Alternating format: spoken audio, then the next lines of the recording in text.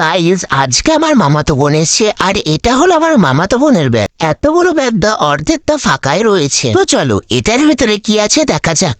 তো প্রথমেই ব্যাগ খুলে আমরা এটা দেখতে পাই। ভাই রে ভাই, এটা কি?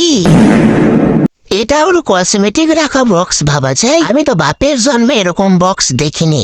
যাই হোক, এবার দেখি কি কসমেটিক আছে। একটা হিমালয়া ক্রিম। এটা আবার কি? কসমেটিকের সাথে ব্লেড কে বলে রাখে?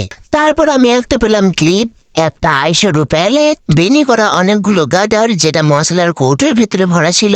তারপর পেলাম একটা মিনি ক্লেচার। ক্লেচারের পর পেলাম একটা সানস্ক্রিন।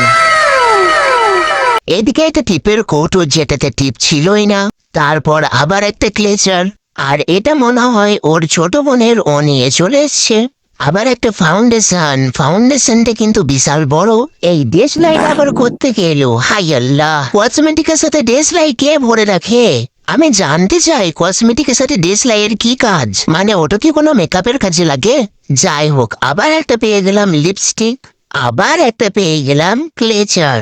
এত ক্লেচারও কখন ব্যবহার করবে? তো আবার একটা পেয়ে গেলাম মাস্কারা। মাস্কারা কি কোম্পানি ভাই?